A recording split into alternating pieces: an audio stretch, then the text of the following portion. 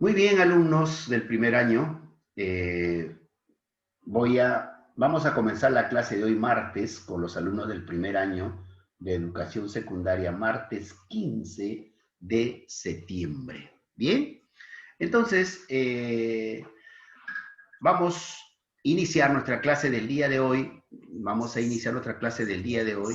Y yo quisiera que esos chats, por favor, ya dejen de estar activados. Escuchen la clase porque después vienen sus preguntas.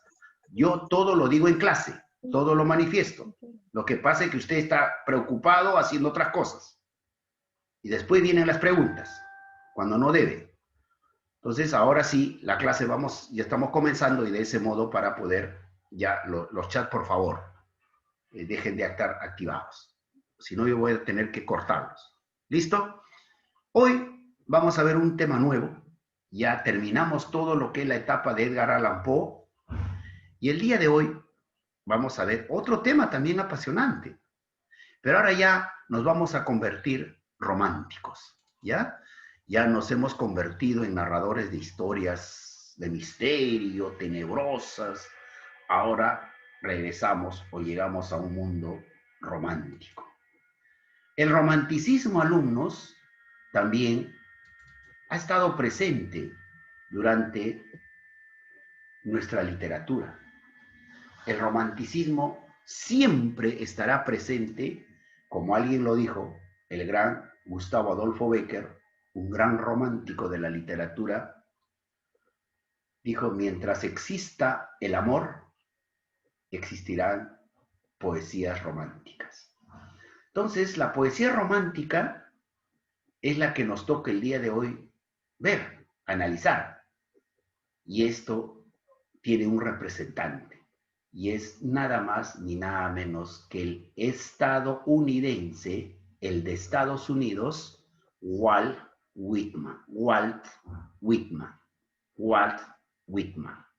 Él es el poeta representante de la poesía romántica. Entonces, a continuación analizaremos a este autor. Muy bien. Walt Whitman. ¿Quién? ¿Cómo? A ver. Primero, analizaremos desde el punto de vista de su importancia. Acá lo tenemos a Walt Whitman, todavía joven, porque él es muy ancianito, murió de muy ancianito. ¿Ya? Acá todavía lo tenemos a un joven, considerado como el padre de la moderna poesía estadounidense. Ahí está. Ya estamos nosotros señalando su nacionalidad. Walt Whitman es de Estados Unidos, estadounidense. Su influencia ha sido amplia también fuera de ese país. O sea, muchos seguidores como poeta, como escritor lírico de poesía romántica, ha tenido seguidores. Entre los escritores que se han visto marcados por su obra figura Rubén Darío, miren. Rubén Darío es nicaragüense, el quien crea un movimiento literario llamado el modernismo. Pablo Neruda, poeta chileno, Pablo Neruda, y Jorge Luis Borges, escritor argentino.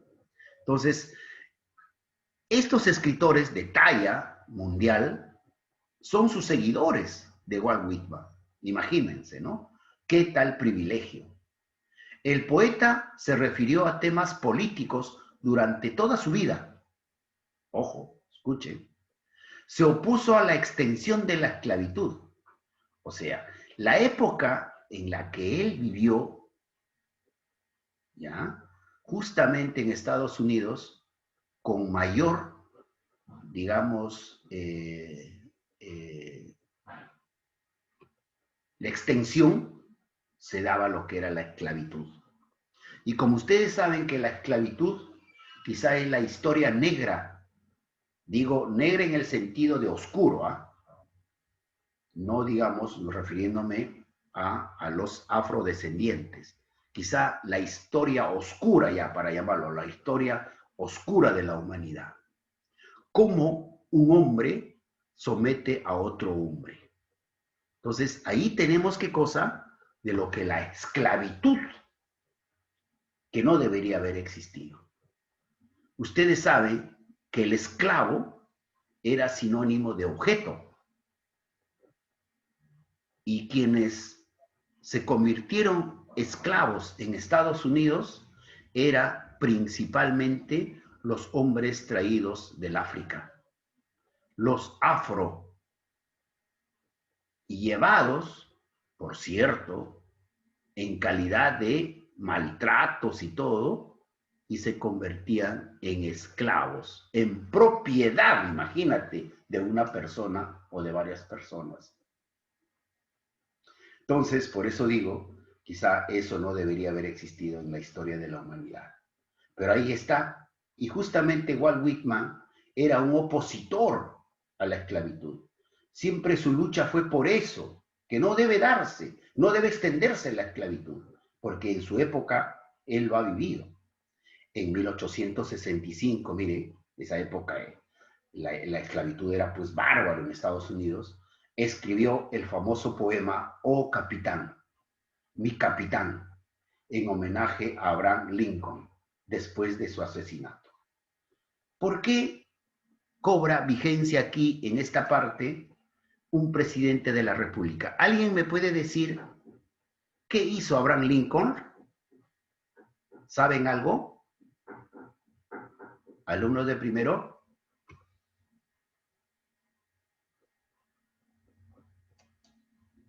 ¿Alguien? A ver, les explico, no se ¿Puede preocupen. repetir la pregunta, profesor? Ya, hay que estar atentos, hay que estar atentos. La pregunta es, ¿qué hizo Abraham Lincoln cuando fue presidente de los Estados Unidos? ¿Y por qué el gran Walt Whitman le escribió un poema a Abraham Lincoln? ¿Alguien? No se preocupe. ¿Liberó a los esclavos? Porque escribió un poema después del asesinato. Muy bien lo que dijo la primera alumna. ¿Quién fue? Yo, profesor Chavarri. Ariana Chavarri. Ariana Chavarri. Muy bien, claro. Abraham Lincoln fue el presidente de los Estados Unidos que abolió significa que ya no más esclavos. A los esclavos le dio la libertad. Y estamos hablando más o menos en los años de 1890, 65, 60. Pero de todas maneras todavía existía, porque en las mentes de algunas personas, a veces pues todavía no entienden y creen de que hay razas superiores, o sea, hay personas superiores unas que otras, cuando no es así. Nosotros como creyentes decimos que Dios nos creó a imagen y semejanza. Todos somos iguales a los ojos de Dios. ¿Ve? En cambio, pero hay personas, hay gente que todavía piensa que porque tiene un poquito más, se siente superior al otro. O porque de repente la suerte le acompañó, bueno, suerte entre comillas, ¿no? Porque yo estoy orgulloso de mi raza, de mi color. Pero hay otros que como medio así, un poquito desteñidos, disculpen la expresión, un poquito desteñidos nacen, ya se sienten, ¿no? Superiores. No, nada de eso. Todos somos iguales, todos. Entonces ya no debe existir, ya creo que así lo ha dispuesto la ONU, que ya la palabra raza no existe para los humanos, solamente existe para los animales. Entonces nosotros ya no debemos decir raza blanca, raza negra, raza oscura, no. Simple y llanamente que llamémosle por su nombre. A los descendientes... Antigua de Estados Unidos liberó a todos los esclavos y se impusieron los derechos civiles en las enmiendas.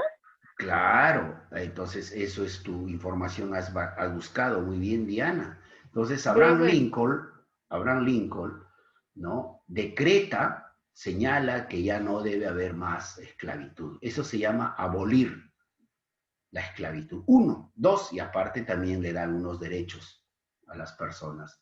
Miren, entonces, a eso va.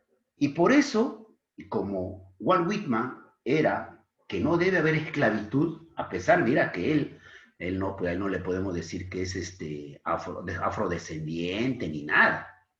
Pero así como él, muchísimos estuvieron en contra de la esclavitud. Y entonces, y a raíz de eso, ustedes saben que Abraham Lincoln fue asesinado, ¿no? Como presidente de la República, asesinado. Y a razón de ello, el gran Walt Whitman le escribe un poema. Oh capitán, mi capitán, así lo titula su poesía. Oh capitán, mi capitán. Un bonito poema dedicado a quién? A Abraham Lincoln. ¿Listo? ¿Alguien quería comentar? Guevara, creo. Sí, pero se le llama racistas a los que odian a los negros, creo. Ya no existe el racismo, sino se les llama segregacionista, ¿no? El término es segregacionista, ¿ya? Entonces, ni nada, ya no se dice negros tampoco, se dice afros, a los afros descendientes, así se les llama. Y nosotros, ¿no? De los que hemos estado aquí, ¿no? A nosotros nos pueden llamar, pues, mestizos, sí, correctamente, perfecto, ¿no? No nos pueden decir marrón, ni oscuros, ni nada. Somos mestizos. Y además, usted sabe que en el Perú, como diría el gran José María Arguedas, todos tenemos algo en común. ¿No? Ya nadie tiene la raza o, digamos, la descendencia pura, salvo que, bueno, vienes de Islandia, vienes de Noruega, vienes, ¿no? De esos que con su cabello rojo, barba roja, ¿no? Unos ojos, pues, y vienes acá y dejas descendiente, quizá. Pero acá tenemos el famoso cruce que se dio. Acuérdate que aquí habitaban los incas, eran una etnia, eran, ¿no? Los andinos, los incas. Vinieron los españoles, se unieron y somos producto de eso, somos nosotros los que estamos. Por eso el gran José María Arguedas decía, somos todas las sangres, somos todas las sangres. Bien, dicho esto, continuamos con nuestro Walt Whitman. Entonces ya estamos conociendo su pensamiento de Walt Whitman. Estamos viendo cómo defendía ello. Él se dedicaba primero a temas políticos, pero él después ya va cambiando, ¿no? A ver, vamos viendo, seguimos estudiándolo a él y decimos, este escritor al que bautizaron como el padre del verso libre, ustedes saben que antes, para escribir poesía, tenías que tú seguir ciertas reglas, ¿ya? Y las reglas eran, por ejemplo, que en cuanto a tus versos, en cuanto no tienen que ser decasílabos, tienen que tener medida, tienen que tener rima y todo lo demás. En cambio, él escribe pues su poesía, ya nada hace caso de ello, pero eso tiene acogida. Por eso se le conoce como el padre del verso libre. Ha sido uno de los autores de mayor relevancia en la literatura estadounidense. Su forma de escribir, épica. ¿Qué cosa es épica? ¿Alguien me puede decir? Es un término cuando quieres decir algo que sea muy asombroso o algo que... ¿Sorprendente? A ver, dejémoslo al primer alumno. A ver, me decía, hijo, ¿está bien? Lo que quería decir era que decir algo sorprendente, algo que quería resaltar. Muy bien, pero ¿a quién? ¿Resaltar a quién? A un término, a una palabra o a una persona. Ya, principalmente es a una persona. O sea, cuando tú, por ejemplo, escribías, ¿no? Dando loas, o sea, digamos, resaltando lo magnífico que es esa persona, estás haciendo épico, literatura épica. Ejemplo, ¿no? Yo les digo, por ejemplo, para la próxima clase, ejemplo, escuchen bien, después escuchen, dejen de estar jugando, de estar allá teniendo otras cosas, lo que le voy a poner como ejemplo. Yo, imagínense ejemplo, digo, les puedo decir, a ver, para la próxima clase, mis queridos alumnos, ustedes van a escribir algo épico, ¿ya? Y buscan un personaje. Muchos se van a ir a buscar de repente a un héroe, ¿verdad? Otros de repente a Jesús, ¿no?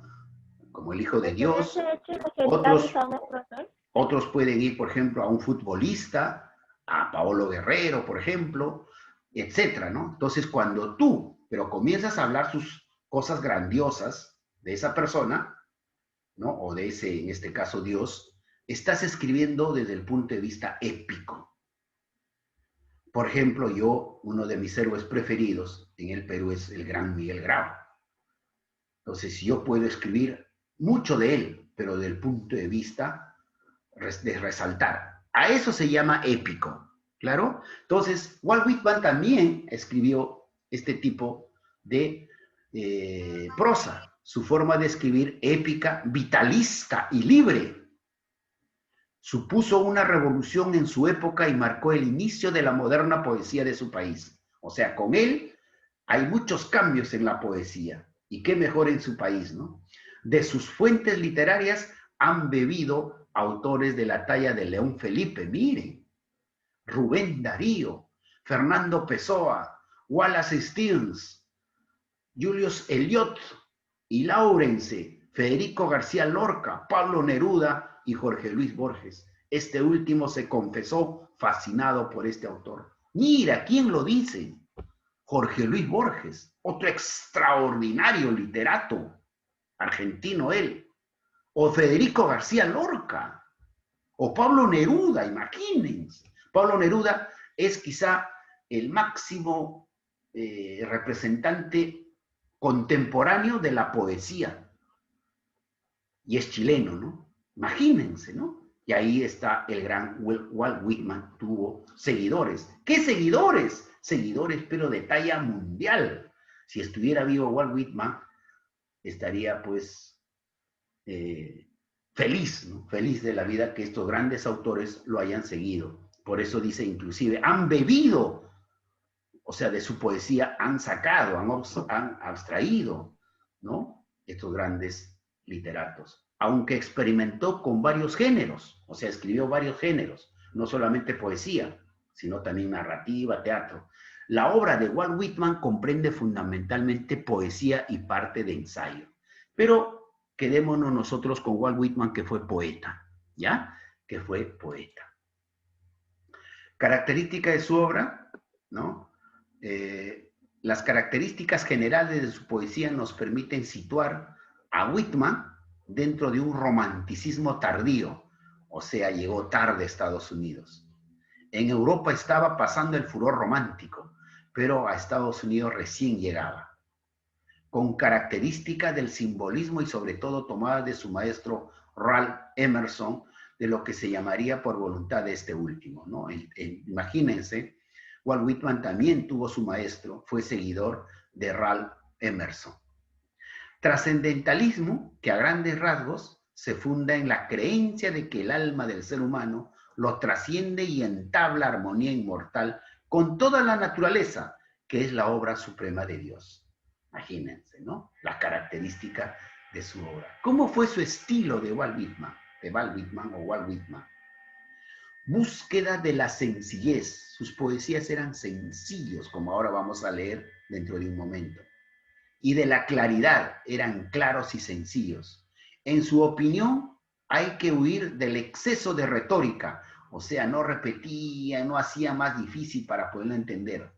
Pues él decía, ¿no? La gloria de la expresión y el brillo de la luz de las letras es la simplicidad. O sea, si tú quieres que tu letra, que tu obra, que tu poesía, que tu narración sea entendido, hágalo simple, decía, ¿ve? Hágalo simple. La gloria de la expresión y el brillo de la luz de las letras es la simplicidad. ¿Te das cuenta? ¿Qué te parece este pensamiento? De lo que ya decía Walt Whitman. ¿Sí? ¿Están allí? Sí, profe. Ah, ya, muy bien. Ya. Entonces, a ver, el chat se activó. A ver qué escriben, pero utiliza... Ah, muy bien, sí me dice. Muy bien. También el otro estilo podríamos decir la consideración de que el poeta más grande es un transmisor de pensamientos. Claro. Ustedes saben, mis queridos alumnos, que todo escritor, literato, Su pensamiento lo trasluce ¿con qué? Escribiendo. Te transmite su pensamiento de cómo era. Por ejemplo, el gran Edgar Allan Poe, que la clase pasada hemos visto, pues su peculiaridad, su fascinación era narrar cuentos cortos de terror, de misterio, ¿no? O de repente, en clases pasadas, habíamos estado analizando a otros autores, como por ejemplo de Flaubert. Flaubert también era su forma de pensar. Justamente, ¿quién lleva a la novela su historia? ¿Qué autor? A ver. Víctor Hugo. Víctor Hugo. Víctor Hugo, No, Víctor Hugo. no. Víctor Hugo fue un hombre muy potentado, tenía mucho dinero. Pero él es realista, romántico, porque ve ¿Goethe? todo. Claro, porque ¿qué escribe Goethe? Las aventuras del joven Werther. Muy Las bien, aventuras de joven Werther. muy bien, la primera alumna que dijo Goethe. ¿Por qué? Porque lo que a él le ha sucedido, lo traslada en su obra Las desventuras del joven El Werther. joven Werther. Entonces ahí está, dice por eso, ¿no? La consideración de que el poeta más grande, en este caso el poeta, es un transmisor de pensamientos, más que un creador de estilo peculiar. El verdadero poeta es el que da rienda suelta a sí mismo. De ahí su preferencia por el empleo de la primera persona, o sea, del yo, o nosotros, ¿no? Que es la primera persona. Pues ello contribuye a dar mayor credibilidad a su mensaje poético. ¿Se dan cuenta? Entre sus obras importantes tenemos aquí, justamente, mira, portada del libro Redobles de Tambor, esta es la portada, y acá tenemos la portada Guías Ejemplares de América, ¿ya? 2. Pero veamos cuáles han sido sus obras. Una de sus obras es Franklin Evans.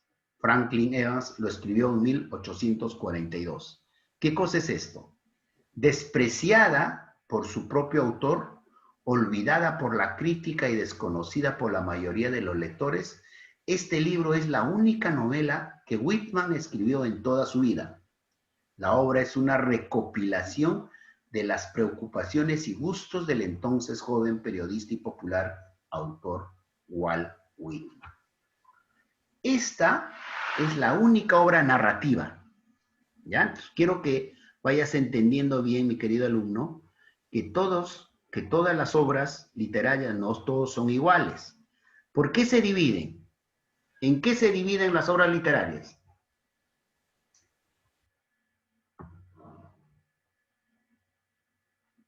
¿Alguien? ¿En qué se dividen las obras literarias? Vas a tener tu nota de participación. A ver el chat. Géneros. Muy bien, Artur Chirinos. También acaba de decir quién. ¿Quién es la alumna? ¿Ariana? Yo, profesor. Muy Sí, bien, chaval. Ariana. Ariana y Chirinos. Los libros, las obras literarias, todas las obras literarias se separan, se dividen a través de géneros literarios. Hay género narrativo o épico, hay género poético, lírico, y hay género dramático o de teatro. Y también, finalmente, el género didáctico, que vienen a ser los ensayos, los discursos, etc. ¿Claro? Entonces, si tú te estás dando cuenta de que esta es la única obra que escribió Walt Whitman, que es de carácter del género narrativo. Y aquí habla de los gustos, las preferencias, las preocupaciones que tiene el mismo Walt Whitman. Franklin Evans, así se llama esa obra. Pero acá ya viene lo mejor. Redobles de Tambor, 1865. Es una obra profundamente marcada por la guerra civil que arrasó Estados Unidos entre 1861 y 1865. Este tiempo se dio la guerra civil estadounidense. Bien. Entonces, existe una versión titulada Redobles de tambor, Diarios de guerra, así se llama.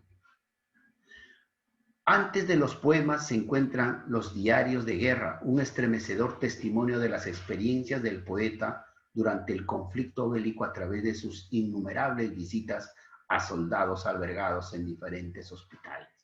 Estas son las consecuencias, chicos, de una guerra civil. ¿Qué será una guerra civil? A ver, ¿quién me dice?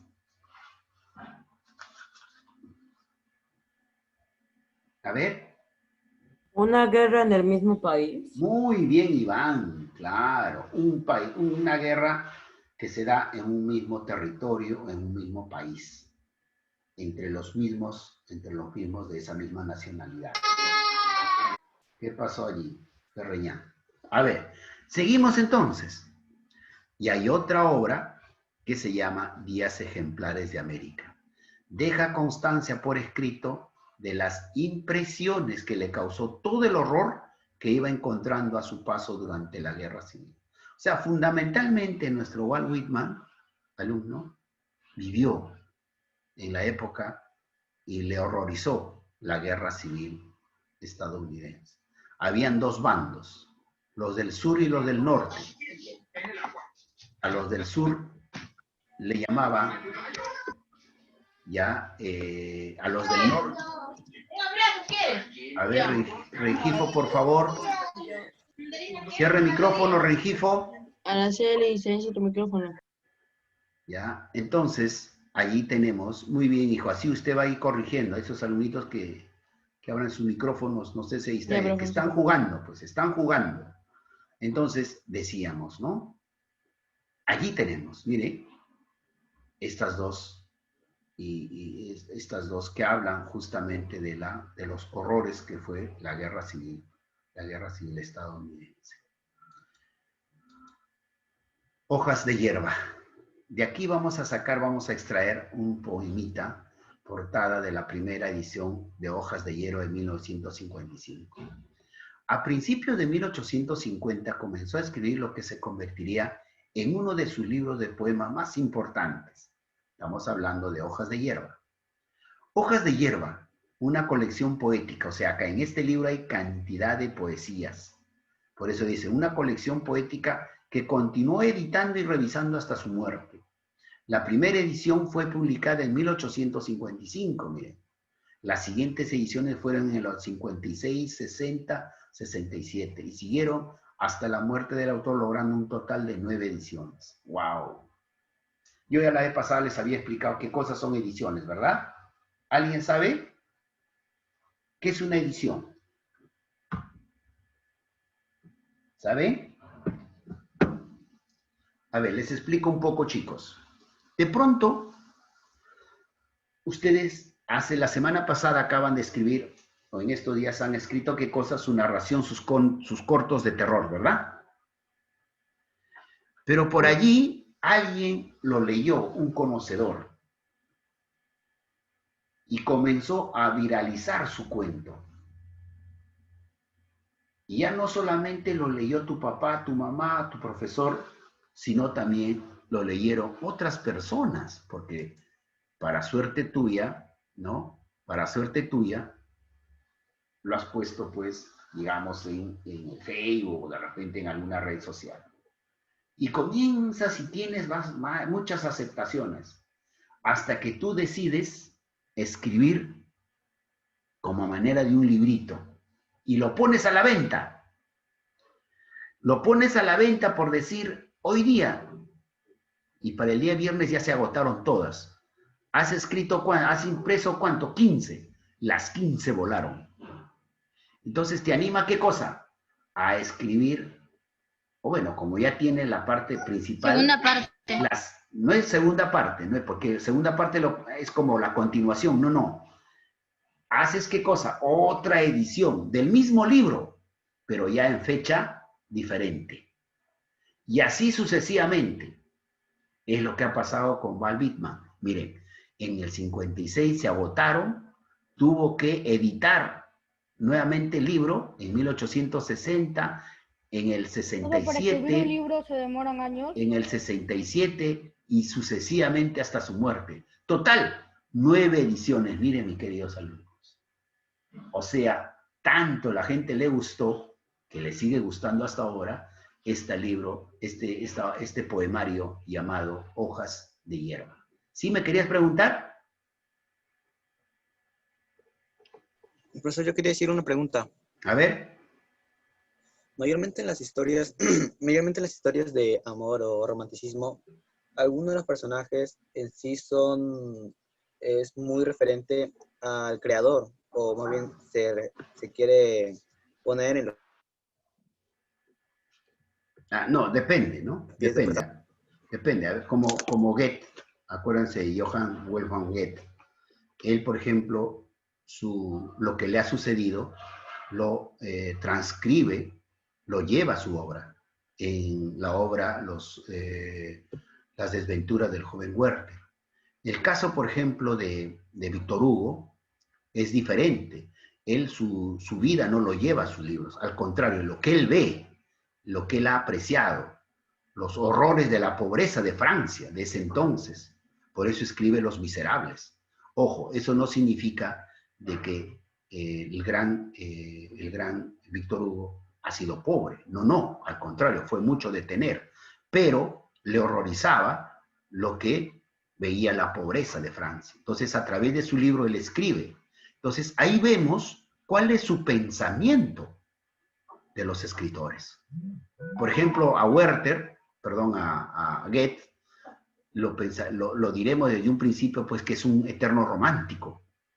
A Víctor Hugo lo diremos, pues, que es a través de un realista, ¿no? Narra las historias tal cual, lo que ve.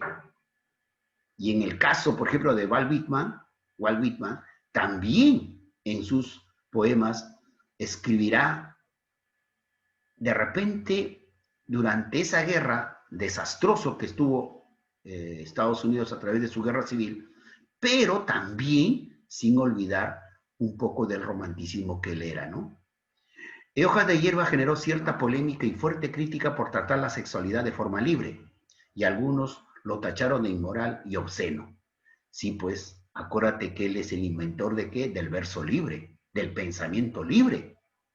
Así que tal cual él piensa, él lo escribía. Y quizá esa parte ha sido mal vista en ese tiempo, pero ahora en la actualidad sabemos de que ya no es. Muchas cosas que se dijeron antes, ¿no? Que se prohibieron antes, ahora, por ejemplo, ya es, digamos, parte de la normalidad. Ejemplo, en la Edad Media, por ejemplo, chicos, la mujer que iba a tomar rasgos del liderazgo, las mujeres no podrían ser líderes, porque así la costumbre estaba, pero ahora no. En estos tiempos, la mujer, por ejemplo, puede ser líder, y como ya lo vemos en diferentes formas, pero así era. Entonces, y en ese tiempo, tratar un poco de la sexualidad era pues tabú, pero él, como era libre, escribió, y algunos para esa época lo confundieron y dijeron que era inmoral y obsceno, ¿no? Cuando la poesía que él practicó, mis queridos alumnos, fue versos libres. Muy bien, a ver, tu mirada. Esta poesía pequeñita los he tomado para que más o menos lo leamos. Y así, con la sencillez que él escribía sus poemas. Eso es lo importante que debemos de, y es verso libre. Aquí, por ejemplo, no tiene medidas. Medidas vienen a ser pues todo, no bien así, terminaditos. No, no. Aquí tal cual la va armando y sale la poesía. A ver, ¿qué dice Walt Whitman cuando titula Tu mirada? Me miraste a los ojos, penetrando en lo más profundo de mi alma. El cristal azul de tus pupilas me mostraba mi imagen reflejada. Me miraste y pediste temblorosa que un te amo saliera de mis labios, pero ellos ya no tienen más palabras, pues los golpes de la vida los han cerrado. Me miraste y tu pelo se erizaba, y una gota redonda en tu pupila que brotó de un corazón roto y cayó recorriendo tu mejilla. Me miraste y tu rostro empapado me exigía una palabra, una respuesta y un mentí diciéndote te amo, por ganar de tu cara una sonrisa. ¿Qué les pareció? A ver, quiero críticas, quiero apoyos. A ver, alumnos de primero, ¿están allí? Profe, está bonito. Sí, profesor. Sí, profesor, yo Está bien, levanté profesor. mi manito. Está bonito. Romántico, muy Profesor. romántico. Muy Para romántico, conquistar a uno. profesor. Muy romántico, Esa profesor. poesía perteneció al gran Walt Whitman, con palabras sencillas, no rebuscadas, no retóricas, mira, hace entender. Ya muchos más adelante copiarán eso y se lo dedicarán pues a alguien, ¿no? No sé, digo yo, más adelante. Pero ahí Profesor, está. a mí me gusta crear poesía. Claro, claro. Muy A bien. mí también. Sí, sí, díganme, a ver, ¿alguien desea? A ver. Sí. Profesor, yo quería decir, aunque mayormente las poesías son basadas en varios sucesos, algunas de las poesías, mayormente las poesías son sucesos de amor o de tragedia. Pero quizás me podría preguntar o quisiera decirle, ¿hay alguna poesía que está excluida de los demás o algo difícil de encontrar? Claro, hay muchísimo. Lea César Vallejo. César Vallejo casi no habla mucho ni del amor ni nada. Él habla de la vida del hombre. Ejemplo, cuando dice, por ejemplo, César Vallejo, ¿no? Hay golpes en la vida tan fuertes, yo no sé. Golpes como del odio de Dios, que ante la espalda más dura duele y duele profundo. O sea, ¿te das cuenta? Es una partecita.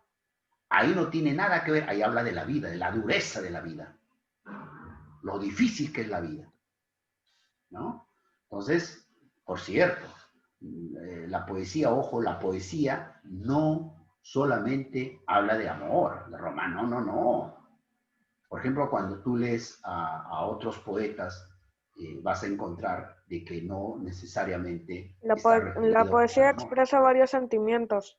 Claro, Pero, profesor, yo voy a principalmente preguntar- habla también de otros temas, y no solamente el amor, no solamente, ¿no? Sino también, por ejemplo, del hombre, o del hombre cuando dice César Vallejo también, cuando dice, a ver, déjenme recordar, se le acercaron su amigo y le dijo, levántate, y el cadáver, ay, siguió muriendo. Se le acercaron 1000, 10.000, con la misma palabra, levántate, y el cadáver, ay, siguió muriendo. Se le acercaron 1.000.000, 10 millones, 30 millones, diciéndole, levántate, y el cadáver, ay, siguió muriendo. Se le acercaron todos los hombres del planeta. A una sola voz le dijeron, levántate. El cadáver se incorporó lentamente y echóse a andar.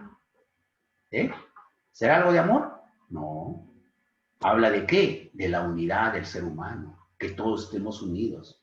Porque si es uno solo, ese cadáver no se va a levantar. Si son 2, si son 10 millones, no. Pero si todos los hombres del mundo le piden, el cadáver incorporóse lentamente y echóse a andar. Abrazó al primero y echóse a andar. ¿Te das cuenta? Entonces, no necesariamente las poesías son, sino que el día de hoy estamos analizando el tema del romanticismo. ¿Y qué mejor que al Walt Whitman? Por eso el tema del día de hoy, ¿qué cosa es? Así como hemos visto los cuentos de terror de Edgar Allan Poe, ahora estamos viendo la poesía romántica de Walt Whitman. ¿Ya ven? Sí, ahora sí preguntas, díganme. Profesor, pero algunos ya que me ha respondido también, mayormente hay poesías que también hablan de el ser humano y su salvajismo, de lo que ha hecho por la fauna y la tierra de todo este planeta. Claro, Decir, claro. Ojo, componer poesías no te limita solamente a un tema o a dos temas. Tú, por ejemplo, como Walt Whitman, puedes utilizar tu verso libre y puedes escribir al tema que a ti te interesa o a cual tú estás interesado. Y lo puedes hacer, no hay problema, mi querido alumno. Ese es el pensamiento de la poesía. Así como hay tipos de novelas, estoy hablando de novelas literarias, ¿ah? No novelas que dan en la tele, no. Las novelas literarias, hay de todo género, hay históricas, hay románticas, hay sociales, hay políticos, o sea, de todos los temas, y a eso depende del lector. ¿Claro? Por eso se llaman los subgéneros. Por ejemplo, dentro del género narrativo, hay muchos que en la clase pasada que les di se habrán identificado un poco con los cuentos de terror. ¿Ve? Ahora, la poesía lo mismo, la poesía, los temas son diferentes. El tema que usted quiera, usted puede componerlo o leer, si ya hay obras sobre ese tema que a usted le interesa, puede leerlos. O sea, la poesía, así como los otros géneros, también se realiza. Vuelvo a repetir, mis queridos alumnos, sino que el día de hoy el tema nos lleva a la poesía romántica de Walt Whitman. Por eso estamos analizando. No vayan a pensar que el profesor es un romántico. También me gusta leer de todo, ¿no? Pero cuando yo enseño, yo ya me pongo como desde el punto de vista imparcial. Y hago de todo. Tengo que dar lo mejor para que me puedan entender. Y ahí está esta poesía, tu mirada. ¿Listo? Y así. Profesor, ¿usted me permitiría leer una poesía? A ver, claro, se trata de eso, sí. Sí, yo también quería leer una poesía. A ver, Trataba de decir también. pero ojalá que sea del tema que estamos tratando para no confundir, porque el otro día también leíste algo, pero que no tenía nada que ver con el tema. Pero vamos, dale, Espinosa, vamos. Pero mayormente yo quería leer lo que quería preguntarle, lo que había hecho sus preguntas, eran del salvajismo del hombre, de lo que ha hecho entre la tierra. Mayormente no se trata mucho de amor. Claro, por ejemplo, ese sería un poema realista, ¿no? Del realismo, Sí. Poesía del realismo. Vamos, lea. A ver, un momentito. Lo tengo.